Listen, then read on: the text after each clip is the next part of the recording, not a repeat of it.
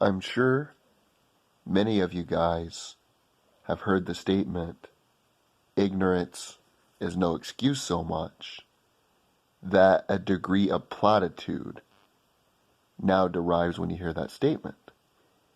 It's more of an eye roller or something that you put into one ear and then out the other as you hear it. But I honestly believe it applies in certain circumstances.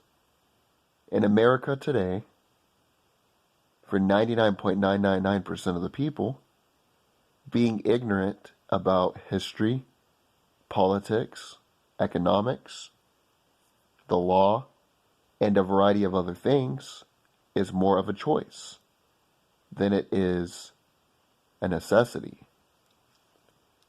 If you can read on an 8th grade reading level, considering most people went to kindergarten through 12th grade, K through 12 education, you have the ability to be able to read most newspapers and most literature, especially new literature that has been published.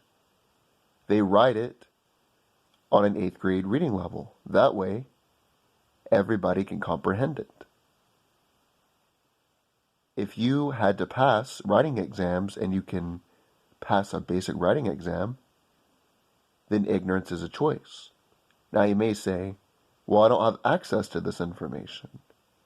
And that's another area where I would have to disagree with you. The first, most obvious, would be your phone. Even though your phone can fit in the palm of your hand, it has more information than 1,000 Britannica encyclopedias. Remember when I was younger, I used to read these encyclopedias. They were big. When I wanted to read about anything, I'd have to get 2 or 3 of them. It was like carrying school books in my backpack. But now, you can fit your phone in your pocket, access more information than that. But also, free public libraries. Even though my town, in terms of geographic land, is not even a dot on a dot on a dot in comparison to the areas of the United States, I have a public library. And in that public library, it has books from everything from history to economics to science, politics, business, investing, psychology, marketing, any particular topic you can be inclined to learn if you take the time and you do your due diligence. Anytime I go to the library, I notice that there are a lot of people there. But when I get inside, when I go into the book sections, I'm the only one in that section, with the exception maybe of a worker who is putting a book back. Most people are there on the computers. They're there to rent movies. They're there to do homework or meet up for social events. Each to their own, that's your prerogative.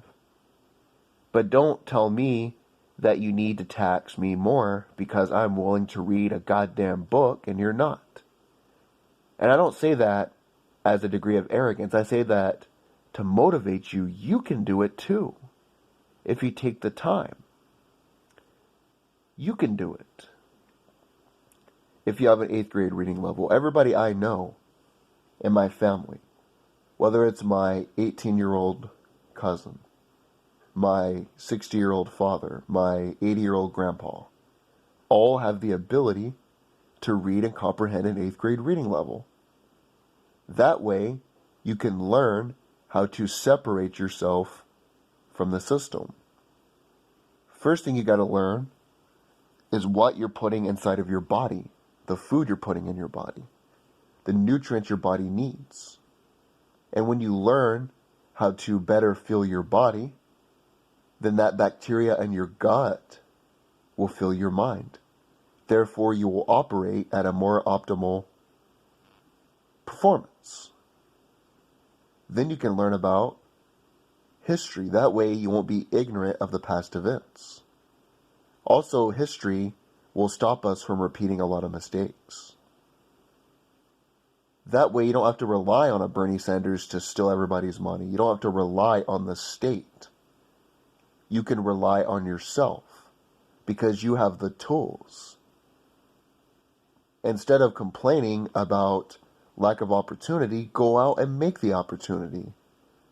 Go out and start businesses. Go out and open factories and employ those who you feel need opportunity.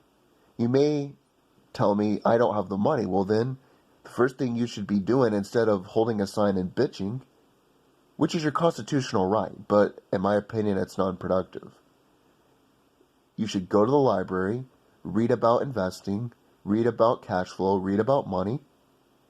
Once you can pay your damn bills, because if you can't pay your damn bills, you shouldn't be worried about endangered species, plastic and landmines.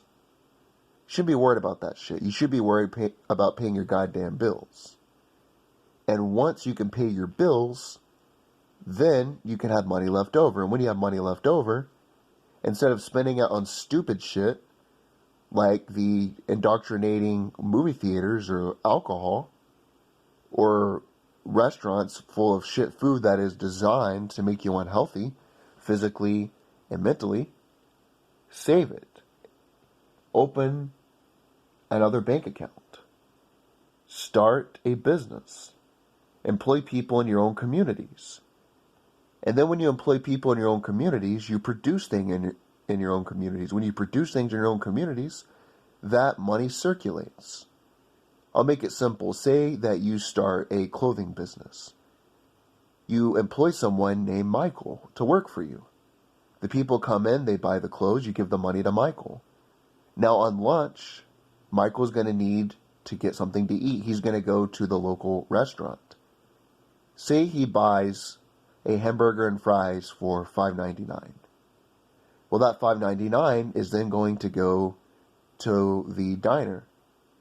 And then the person that owns the diner is going to give that money to a worker. And that worker is then going to go spend it buying groceries, buying gasoline, whatever it is. But that money is going to flow and circulate throughout your community. Amazon and Walmart produce all their shit in China.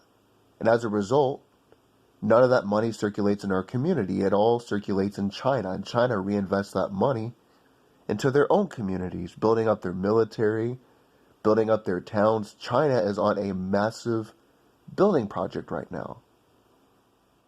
But I'm going to make this simple. Get free information. Use that information to make more money.